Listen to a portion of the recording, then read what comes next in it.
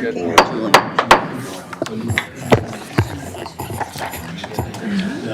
right, good morning.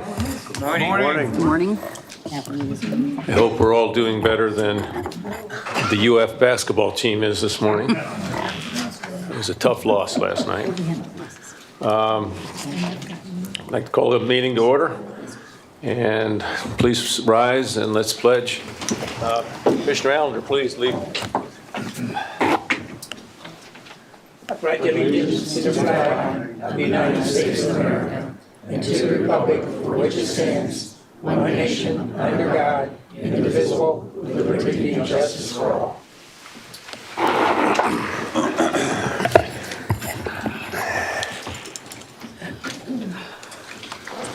Okay, we'd like to recognize our stalwart ambassadors, at least most of them. Mike Gautreaux. Mike Mervis, Sean Conway, Janice Scott, Jim Hanley, and of course, Mac McLeod. Welcome. Could we get a motion for the approval of the agenda? So moved, Mr. Chairman. Second. Any discussion? All in favor? Aye. Approval of the minutes? So moved. Second. Any discussion? All in favor? Aye.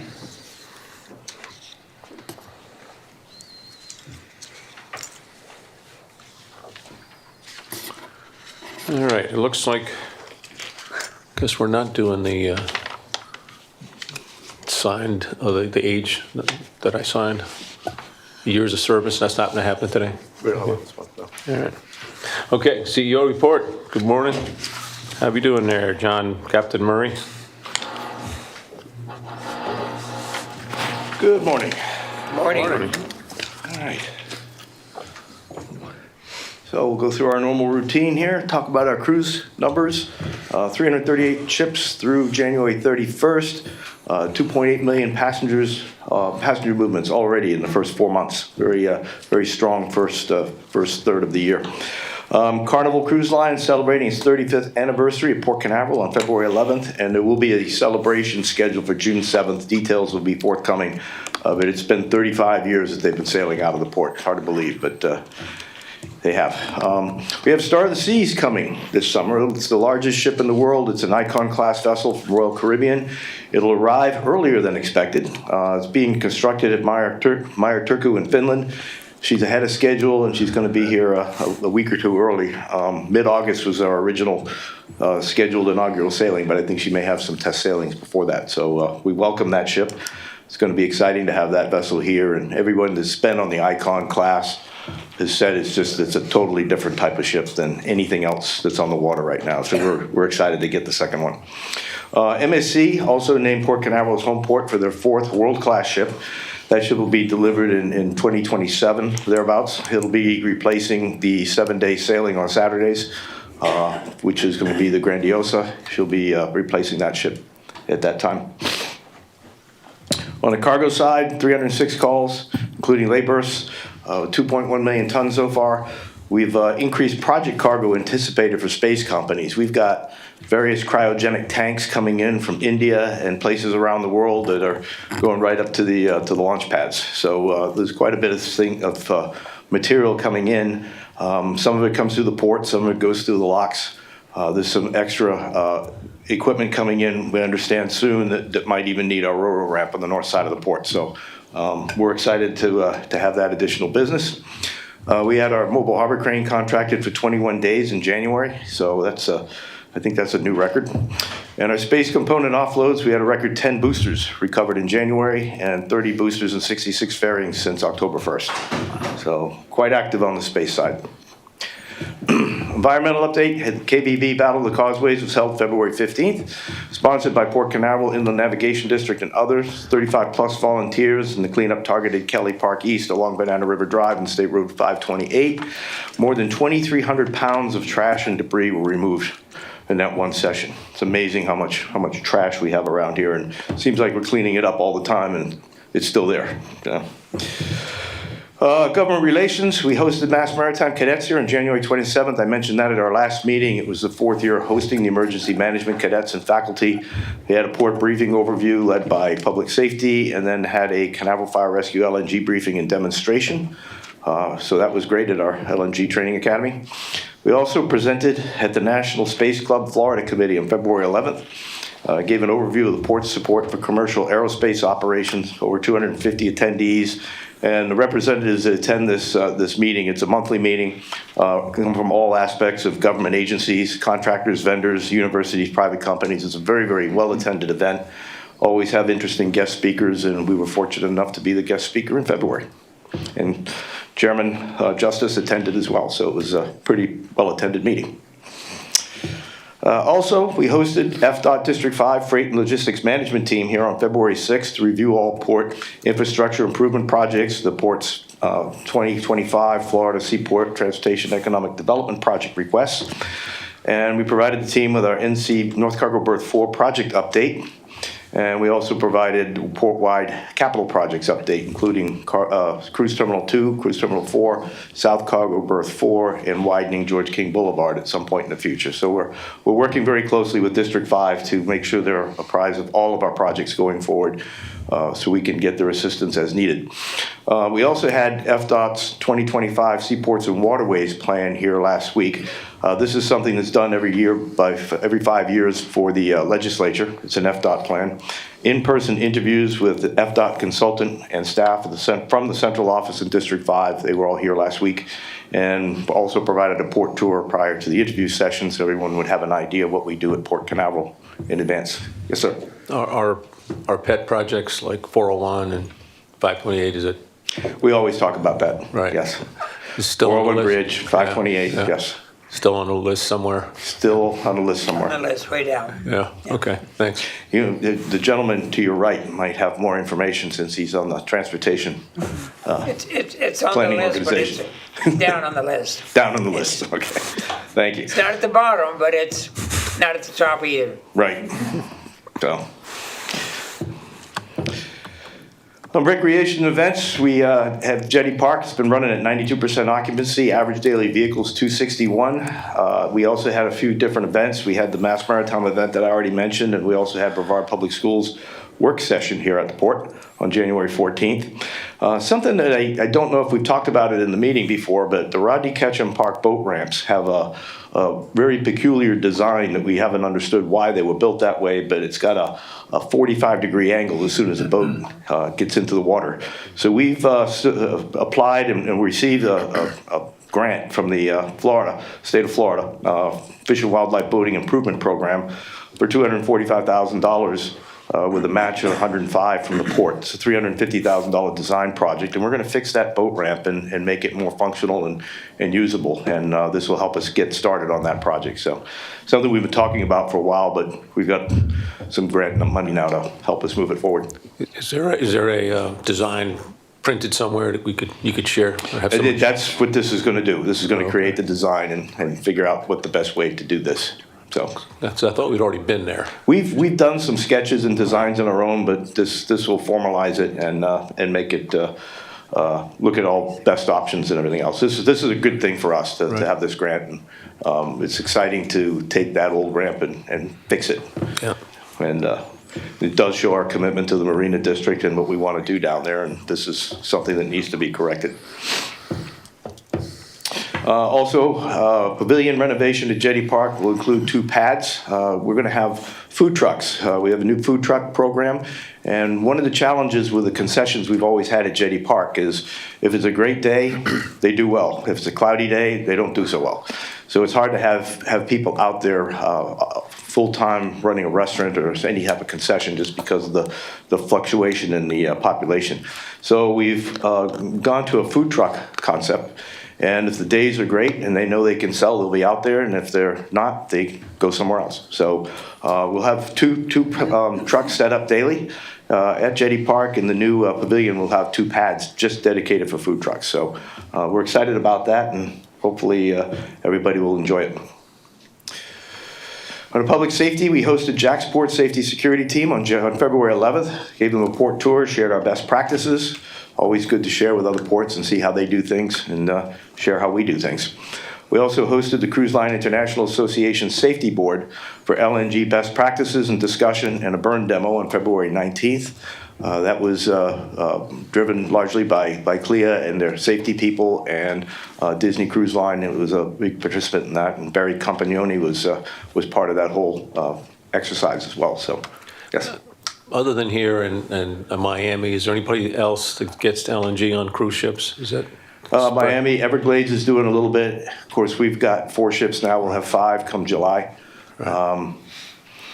The Royal Caribbean's been fueling in the Bahamas. They've got at Coco Cay, they've got an operation there. So that's where they've been getting their fuel. But there's some in South Florida, Miami, and a couple ships in Everglades, I believe. Okay. But nothing like what we've got. We've got the lion's share, of course, with 2 Disney ships and Carnival.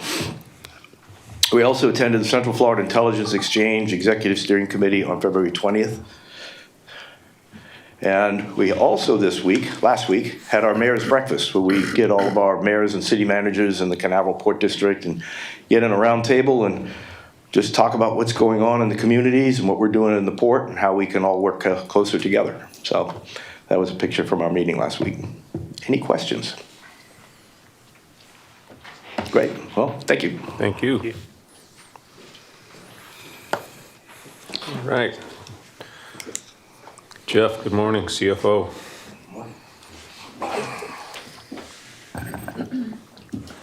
Good morning, Commissioners. Mr. Beislein, Captain Murray.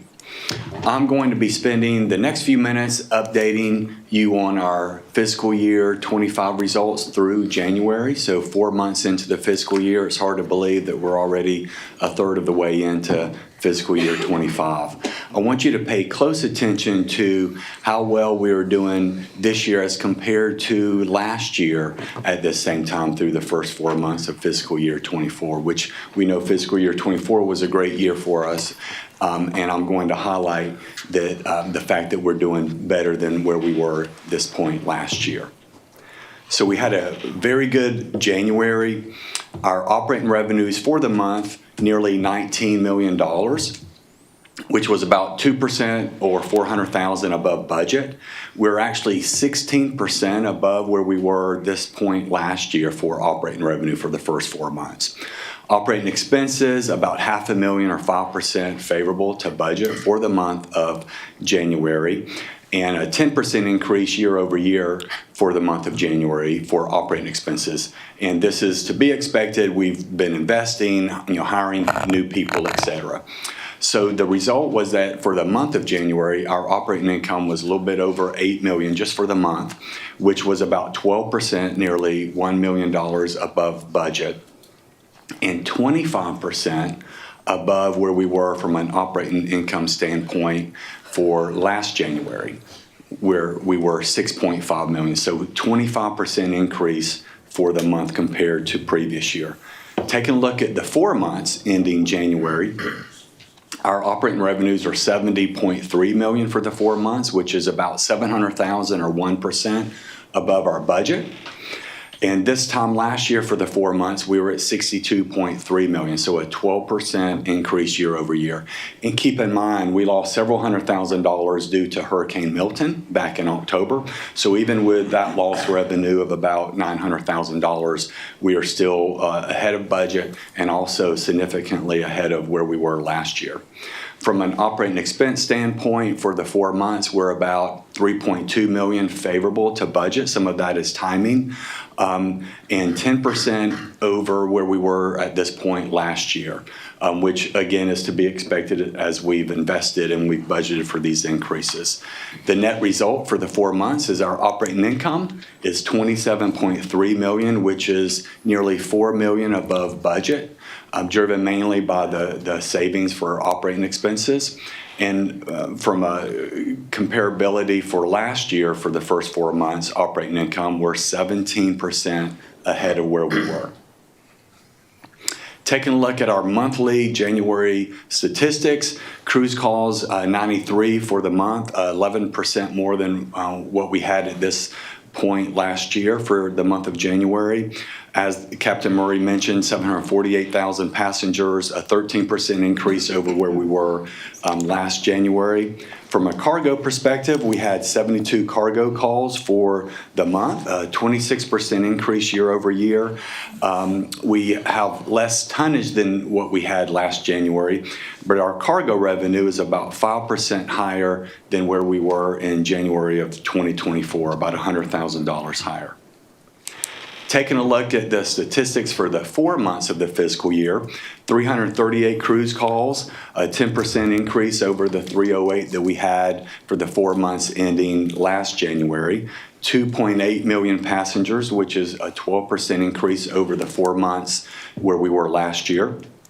Cargo perspective, 306 cargo calls, which is a significant increase year over year. Tonnage is slightly down, but our cargo revenue is comparable to where we were this time last year, around $8 million for the 4 months.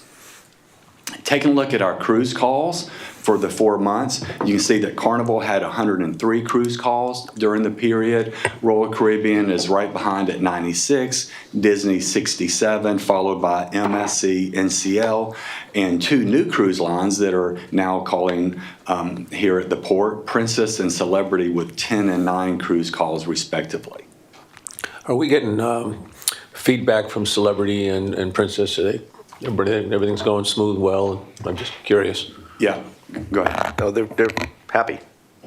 We're looking at upgrading ships in coming years, so it's positive. Yeah. Great. Yeah, they're very pleased. Taking a look at the cruise stats, the green bar represents actual, so you can see we had 338 calls, 2,750,000 revenue passengers, which is slightly ahead of our budget, which is the blue bar there on 336 calls. And compared to last year, the bottom yellow bar, where we had 308 calls and 2.4 million revenue passengers. So about 300,000 or over 10% increase in revenue cruise passengers for the 4 months. This is a trend line beginning in October through September. The dotted line represents last fiscal year. Obviously, the green represents our current fiscal year 25, and the trends remain the same. December is a good month for us. We're excited about March, which we anticipate being the best month ever for revenue passengers and operating revenue. So we'll see how that closes out. And it's hard to believe, but March begins this Saturday. Yeah. Taking a look at cargo stats, looking off to the right, fuel, petroleum, the green bar represents our actual tonnage. So you can see we're ahead of the budget, which is the blue bar for fuel, petroleum, also ahead of budget for forest products, slightly below budget for slag, granite, limestone. And taking a look at the left, our revenue for cargo right at $8 million for the 4 months, broken out between fees and rent. You can see there 5.8 and 2 million for rent. 306 cargo calls, as I've mentioned before, and you can see the tonnage of 2.1 million for the 4 months, led by fuel and petroleum, followed by forest products and lumber. Other revenues for the 4 months. So this represents leases we have, recreation, jetty park, and miscellaneous revenue, which is mainly ground transportation. Right on budget for the 4 months, 4.1 million. We're also right where we were at this point last year for other revenue, 4.1 million. Broken out, you can see on the left, leases 1.6, recreation 1.5, and miscellaneous about $1 million. So recapping the January operating revenue, you can see the total of nearly 19 million for the month. We were 392,000 favorable to budget, or about 2%. Cruise slightly down, offset by cruise parking though, which continues to be very strong for us this fiscal year. Cargo, you can see, is about 204,000 ahead of budget, followed leases, recreation, miscellaneous right on budget for the month. From an operating expense standpoint, for the month, total operating expenses 10.7 million, which is about 500,000 favorable to budget, which was 11,250,000 for the month. Now taking a look at the 4 months operating revenues cumulative, You can see that we're 712,000 favorable, 713,000 or 1% favorable to budget. So 70.3 million actual versus our budget. And you can see cruise is very similar to budget. CCRC, the capital cost recovery charge related to cruise, is right on budget. And you can see how well we're doing with cruise parking, 628,000 favorable. And cargo slightly behind budget, but catching up, and leases, recreation, and miscellaneous right on budget. Again, this is even more significant and impressive when you consider that we lost some revenue because of Hurricane Milton back in October.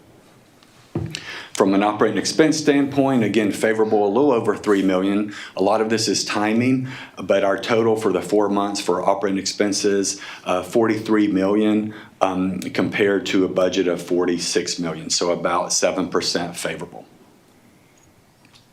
Now, as we look at the 4 months operating revenues and operating expenses as compared to budget, I've mentioned this before, but this just summarizes it. Our operating revenues as compared to budget, 712,000 favorable by 1%. Operating expenses favorable by 3.2 or 6.9%. And the result is our operating income, 27.3 million, which is 3.9 million favorable to budget, or 16.7%. The next slide, I'm going to be comparing the 4 months of fiscal year 25 versus fiscal year 24. And again, keep in mind, fiscal year 24 was a very strong financial year for us, and we were ahead of pace. 27.3 million operating income compared to the 23.4 where we were last year. So 16.6% favorable, or 3.9 million. When we consider non-operating revenues, which mainly are interest income, and non-operating expenses, mainly interest expense, our bottom line, which we call the addition to net position for debt reduction and port development. In other words, we use this money for investing back into the port and for our debt reduction and payments and interest. Our bottom line for the 4 months, 26.6 million. I showed this graph last month. I'm not going to go into details, but you can just see for the 4 months as we compare to fiscal year 19, the fiscal year in full we had before COVID. You can see just how robust our operation is since then as we compare FY19 on the left to where we are for the 4 months, FY25 to the right. And that concludes my presentation. Any questions about the financials? I know you've each gotten the detail, and we reviewed them one-on-one, and I answered some of your questions, but just wanted to, again, ask if there's any follow-up questions. Looks like we're good. Just a comment, Jeff, for you, the entire staff, the leadership, obviously are doing a great job. I mean, these are beyond impressive, these increases in revenue and everything. Yes, very impressive. And of course, with Captain Murray's leadership, these numbers, I've mentioned this before, these numbers don't just happen because of work we did over the last month or two. This is a reflection of work that has been done here at the port for several years. Right. And the staff and the commission's leadership and Captain Murray's leadership all goes into what makes these numbers where they are. And our port partners. Correct. The whole community here, absolutely. That's right, Commissioner. I keep wondering if you can't come up with some dark information that we need to know that, oh, no, this is great. I mean, A little bit of bad news. yeah. All right, I'll Maybe try to during come up with COVID something, is but when it's we going to had be all the hard. bad news. Maybe during that period. Well, we got Bill coming up next, so that's his job. He's been in a minute. Thanks, Jeff. Mr. Chairman, I'd like to make a motion to accept the financial memo, statistical report, aging report, and list of bills for January 2025, and to approve the list of disposals, legal bills, and commissioner minor expenses for January 2025. Second. Motion and a second, any discussion? All in favor? Aye. Thanks, thank you. All right, now for the rest of the news. Good morning, Mr. Chairman. Morning. Good morning, Commissioners.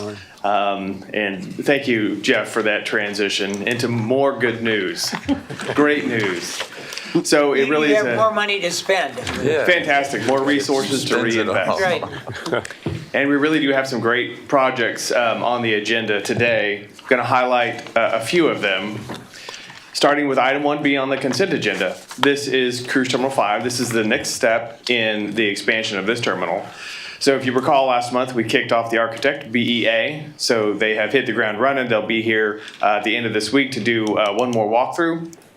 This is kicking off of the CM at Risk contract. So we had 2 respondents, PCL and Ivies, both very competent firms. The team selected is recommending selection of the Ivies team. There are 2 parts here to be considered. One is the pre-construction services, so about 3 months of, I think it's roughly $16,000 per month for their staff and time to do constructability reviews, schedule reviews, value engineering along the way, performing over-the-shoulder reviews of the BEA design as it develops. Again, this is focused on a 50 to 60,000 square foot expansion, making Cruise Terminal 5 about 140 to 150,000 square foot terminal total. Compared to Terminal 1, Terminal 1 is about a 190 to 200,000 square foot terminal. So it's not going to surpass Terminal 1 or Terminal 3, the mega ship terminals, but it'll be a very substantial terminal on its own. The other part that you see there is about $2.5 million worth of early works, early procurement. So in order for us to take full advantage of a relatively, and I say relatively lighter cruise schedule from the months of June through November, that seasonal time frame has about 1 ship per week calling it CT5. So we really want to get out ahead of the game and get started on shop drawings, early procurement of elevators, escalators, the long lead time equipment, HVAC equipment, mechanical and electrical switchgear as well. So that total package is almost $2.6 million to be awarded today to Ivies. And I know Rocky Johnson, I saw him come into the meeting earlier in the back of the audience. We're just very, very excited to have these 2 partners once again, BEA on the design side and Ivies on the CMAR side. Yes, Mr. Chairman. Understand there's some creative, that's a kind term, engineering that has to go into this. It's a unique construct of what you're given to work with to make it better. Absolutely. So, and I appreciate you highlighting that. The challenge with projects that are expansions is you're dealing with facilities that have been there for decades, literally. So this terminal was originally built in 1985. We have 2 distinct efforts going back into that terminal doing a building envelope assessment, so doors, windows, fenestrations, whatever penetrates the outer shell of the building to look at water tightness, longevity of those aspects, but also the mechanical and electrical systems of that existing facility. So we'll go back into that existing facility, do improvements to bring it up to date in addition to the expansion. If you're familiar with CT5, the front entrance has a little bit of a broken up appearance where you have the original facade, then you have the expansion that we did in 2016. I'm really excited. The team is really excited to see a more cohesive appearance, front entrance, front facade be created through this project. Captain Murray earlier referenced the relationship with Celebrity. Celebrity is one of the lines that we'll be calling it CT5, so we really do want to make it a great project fit for that cruise line. So just in advance notice, we hope to be coming back with you perhaps at the April Commission meeting with maybe a foundations package that would allow us to start putting shovels in the ground for this project. There's a lot that needs to be done from the geotechnical design side, foundations design prior to us being able to do that. But we are targeting the late June Commission meeting for the full CM at Risk GMP. So we'll be coming back to you based on 60% drawings that are due mid-May from BEA. We'll be basing the GMP off of that phase of drawings. So more to come on this project. Just wanted to give you a heads up on that. And Bill, what would be once it gets started, what would be the time frame of getting the entire project completed? It's an 18-month project. Right now, that's how we solicited it. So that's going to take us obviously well into next year. However, we do have some unique opportunities with shift work. We're going to be working with our CM at Risk contractor to see, what can we benefit from multiple shifts that might compress that time frame, or at least allow us, at a minimum, to take full advantage of this window we have between now and the November-ish time frame to get as much done as possible before that ship schedule really does get busy. Sounds good. Excellent, very good. Moving on. Another cruise terminal focused development. This is Cruise Terminal 2 related. Again, this is a future planning, forward thinking initiative related to the subaqueous crossing, the under channel communication line that connects Patrick Space Force Base with Cape Canaveral Space Force Station. It needs to be replaced. It needs to be lowered due to the geometry of the new seawall, the depth of dredging. So we're working closely with the Space Force on that agreement. And this agenda item 1D is allowing us to work with Jacobs Engineering to do preliminary design.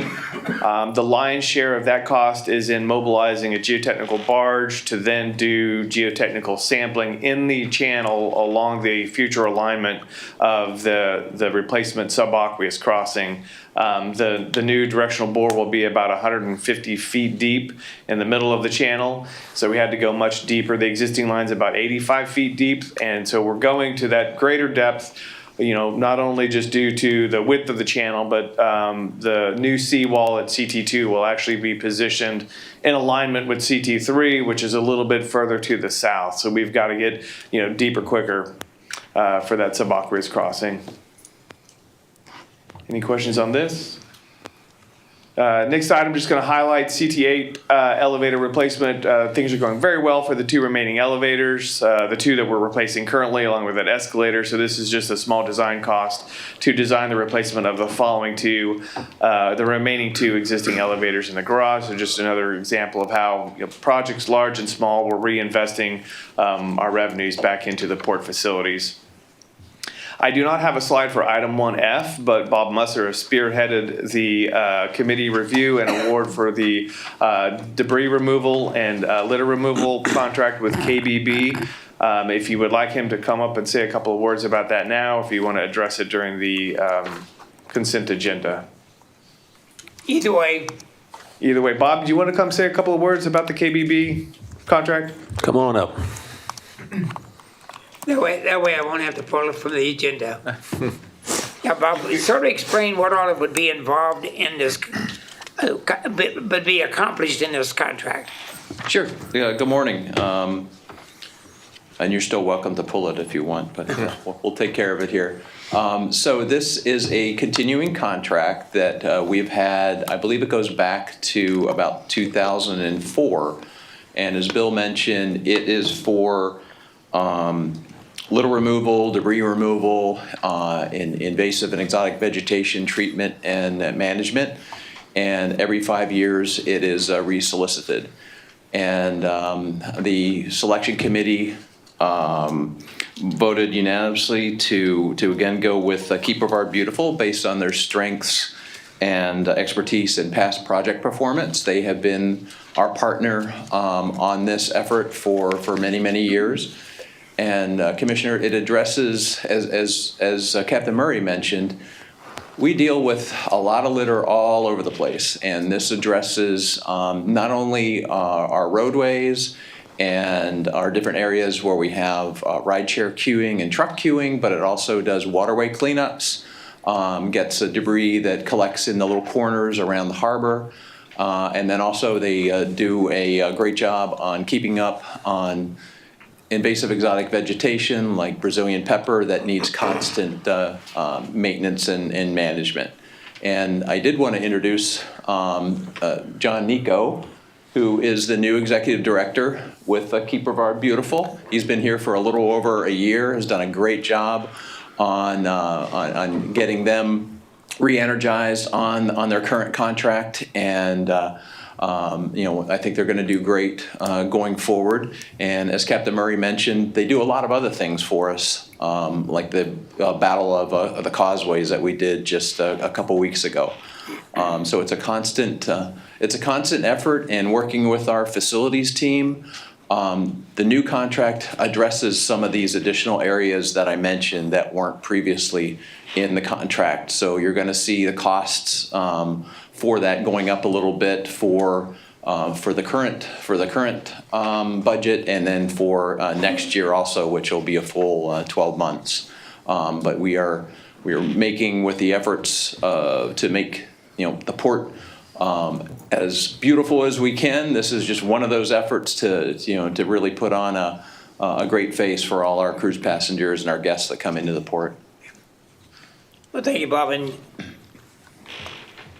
Keep of Our Beautiful has done a great job, not only and for the port, but also in the county in general. So they're a great organization. They've been a great partner, Commissioner Allender, for many, many years. I did want to mention they do have a current contract through the TDC, isn't it, John? Through the Tourist Development Council that covers the cleanups along 528. So that's done 3 times a week. So that is in as a bid item in our contract. However, there won't be a cost associated with that. So not only do we have crews out there from KVB, cleaning up a lot of the things that you see right along the shoreline and the median, the side of the road, 3 days a week, but we do these regular volunteer events where, as John mentioned, 35 volunteers cleaned up in about 2.5 hours, over 2,300 pounds of trash. So it's constant. Constant. Yeah. I had hoped as long as I've been doing these cleanups, we wouldn't have to do them anymore, but that's not the case. So. It never goes away. No. Thank you, Bob. Thank you, Great. Bob. Thank you. And Keep of Our Beautiful. Thank you, Bob. I really do have to applaud him for how much of his personal time he spends on weekends in the Battle of the Causeways, the beach cleanups. He's out here all the time, again, on his own time volunteering. So thank you again. Just going around the port with all of our various projects, have a couple of key updates. We did resubmit to FDEP on the coastal construction control line issue that we're having with the pavilion. So we're continuing to move that ball forward. Getting that permit will allow us to then re-engage with W&J, the contractor that you approved, to do that pavilion remodel project. On the camp store, they're going to be moving in the month of March. So we're wrapping up the finishes, then ABI is going to come back and move the furniture in, and then Lisa and her group will be able to move in once we have IT connectivity. All of that's currently projected to take place over the month of March. So we're really excited to see that project wrap up. We had a great on-site meeting with DH Griffin, our demo contractor on the cranes. They will be mobilizing their crane a couple of Mondays away, March 10th. They're going to start with environmental remediation of the cranes, the operating cabs, the diesel engines themselves. So we'll see that crane show up to disassemble these cranes. It really is a technical project that they've spent a lot of time in making sure that they have the pick and the lift and the cut plans all well defined. Their completion date is mid-April. And there's financial ramifications if they don't meet that date, so they're still planning to meet that date. But nonetheless, by March 10th, you'll start to see some cranes being erected to disassemble our cranes on that facility. Great. Captain Murray mentioned the Rodney Ketchum Park and grant funding. We have a proposal to do the redesign of the Ketchum Park boat ramps. So that potentially based on the grant agreement timeframe, which is not in our control, but with the state, that might be on the March 19th agenda. And we do have some concepts that Commissioner Lloyd actually helped give us some direction on some time ago with straightening out that boat ramp. So that is my brief. Thank you for the time. Is there any questions you'd like me to answer? Thank you. No. Thank you. Thanks, Bill. Okay. Let's move on with our consent items. No comments, thank you. Mr. Lloyd? I have none, Mr. Chairman. None here, Mr. Chairman. I have none, Mr. Chairman. None. Okay, I'm not going to let you off that easy. A couple of comments. First, I want to, again, commend the Facilities World. It's just great to see these items on here, Steve. Getting ahead of whether it's air conditioning issues or adult day issues is a good thing. And obviously it's going to save some downtime by doing this. So this is just money well spent, hopefully. I'd like to pull 3A and B. I'd like to give Mark, come on up, please, and just say a few words about Procure, say a few words about Skyhelm and how it affects all of our departments here. Thank you. Do we need to approve the rest of the consent agenda? Yes, we do. Can I have a motion to approve 2A and B, 4A, B, C, and 1A through F? So moved. Second. Discussion? All in favor? Aye. Good morning, Commissioners. Thanks, Mark. Thank you for having us up to discuss these items. So 3A is for our construction management software. This is a package that our engineering department has been using for over 5 years now. We did a smaller project last fiscal year to implement it internally. Previously, it had been utilized by our contractors, and we were utilizing their license, but we moved that in-house last fiscal year. So this kind of expands upon it. We were at a lower level of licensing last year. Procore licenses their product based on the actual construction volume in terms of dollars that we do. So this actually takes us from a 1-year $20 million construction value to a 3-year $200 million construction value. And that's actually, it's a pooled agreement, so it gives Bill's team the flexibility to utilize, say if they have 50 million this year, and then 75 million next year, and 75 million in the third year, they can move those numbers around. It's flexible for them. So it's a unique way that this software company licenses their software, so we had to be kind of creative with them. I will point out this is a single source agreement for us. We did solicit 3 quotes though for this, and the direct quote that we received from Procore was significantly less. It was about $28,000 less than the other quotes that we received. So that's our recommendation. And I don't know if Bill has anything to add on the item as well. I'd just be glad to sing the praises of Procore. And for years back, we did struggle with what was the right system until, we got smart and looked at what our contracting partners are using. And by and large, they're all using Procore. And it is a fantastic project or product. We've been able to use it on disaster recovery, storm response here, so across the multiple departments. And this will actually expand the use of the financial tool. So whereas we've been using, Excel for a lot of our payment applications, a lot of it's going to be housed in the new version of Procore. Very excited about that. Super. Okay. Any other questions on that one? No? All right, very good. 3B is related to the recapitalization of our internal firewalls. So we have firewalls on the perimeter, which are connected to the internet, and then we have firewalls that are internal for our internal networks. And these firewalls protect the different systems that we have within CPA. So for example, we don't want our building automation networks talking to, let's say, our video surveillance networks. So this allows for those protections. The equipment that we're replacing is 5 years old. What we're replacing with it is the same manufacturer. We're very happy with them. They're the gold standard in this industry. So this project is $150,000. It's within budget, and we'll have it implemented within a couple months. Okay, sounds great. Any issues, questions? Can I get a motion to approve items 3A and 3B? So moved, Mr. Chairman. Second. Okay, 3A. I make a motion to approve consent item 3A. Second. In favor? Aye. 3B, please. Make a motion to approve item 3B. Second. All in favor? Aye. Okay. Thanks a lot. Thank you.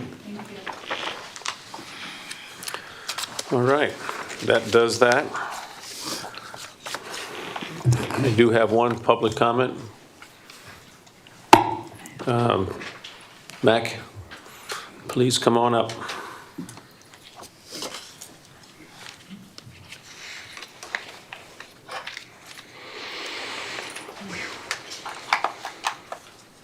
Getting to be a long walk. Subject today is the escalation of the executive director's salary. I've heard and viewed lots of second guessing and grumbling in the community. Still, I predicted a positive Port Commission 3-2 vote, but it was 4-1, so that was great. In my assessment, the primary reason for the Port Canaveral has survived economic disaster in the last 3 years is a change in top management, specifically the hiring of Captain John Murray. When John Murray was hired in 2016, he replaced 2 previous CFOs in succession that followed my retirement in 2004. I left them a capable port middle management staff, but they replaced in part with new hires. In effect, the period of 2004 to 2016, I had little opportunity to influence port policy, except for a brief period in 2009 when I replaced the commissioner's unexpired term. The strong growth in the cruise industry continued in 2019, but unfortunately masked poor decisions being made by the 2 CEOs. Out of nowhere came the pandemic, causing serious damage to the cruise industry in Port Canaveral. Gone in a flash was about $80,000 of our income. Port management and business weaknesses became glaringly obvious when the pandemic hit and the cruise industry was halted. The port's cruise income, 80% of the total, dropped to zero. 3/4 of the total staff and a port workforce were laid off. In comparison, other ports in Florida, cruise ports, Miami, Fort Lauderdale, Tampa, and Jacksonville all had substantial cargo business to keep them solvent during the pandemic. So we kind of stood out in the area. The skill and management and capabilities of John Murray were tested to the maximum, and the result is Port Canaveral is back. Now we have a super and tested staff. In my judgment, John Murray more than deserves the raise and our praise. Thank you, John, and the commission, and the port staff. Thank you. Thank you, Mac. All right, Commissioner reports. Let's start on the right end here. Commissioner Markey? Yes, I'll be attending the luncheon this afternoon, the legislative delegation sponsored by the Cattlemen's Association. I'm looking forward to running into some important folks there and hopefully representing the port in a positive way. Get some good chow, probably. Sounds good. Is that it? You good? Yes, sir. Gary? Yes, Mr. Chairman, thank you. I would like to make a motion that Commission Council Harold Weisslein be authorized to attend the AAPA convention this coming year. We have a motion Second. and a second. Any discussion? You want to go, Harold? Yeah. Okay. All right, all in favor? Aye. That's it? Nothing to add today, Mr. Chairman. Okay. I have none, Mr. Chairman. Okay. I've got just a couple things here. I had the opportunity after the last meeting the next day to spend 30 minutes with Congressman Hierodopoulos in his office, giving him and his staff a port discussion. He's, as John knows particularly, he's and Diane, he's a very strong supporter, and he still wants to visit here when that whole thing gets worked out. We hosted the commander of the Marine Safety Unit Coast Guard to speak at the Fuller Club this last month. She was good. I had a chance, I hosted the FDOT Regional 5, Secretary John Tyler here at Port Canaveral. We had a one-on-one discussion to go over some of the current just issues that we've had. It was a good discussion, and we're kind of on the same page. We're on the same page. Had a chance at the Lead Brevard Annual Dinner to recognize Moses Harbin as the 2025 Rodney Ketchum Leadership Icon Award, which the port sponsors here. And last but not least, I spoke at the Villages of Seaport Annual Condo Association meeting. Those are always interesting because the condo people who live near here aren't always necessarily as excited as we are about our cruise advancements and all the passengers and all that stuff. But anyhow, I weathered it. And just a final shameless plug for tomorrow, the Propeller Club Member Appreciation Networking Happy Hour, right at the Rising Tide here, 5 p.m. tomorrow. So stop on by for networking with the Propeller Club. And that's it. March 5th. What's that? Lunch in March 5th. You're speaking. What's that? Propeller Club. Oh, yes. Oh, yeah. The March meeting, is it 5 March? Next Wednesday, I will be doing a port update at the Propeller Club. And it's the annual thing that we do there for this. Okay. Any other business? With that, our next meeting is Wednesday, March 19th. It's 3 weeks, and 9 a.m. And everybody have a great day, great weekend. Adjourn.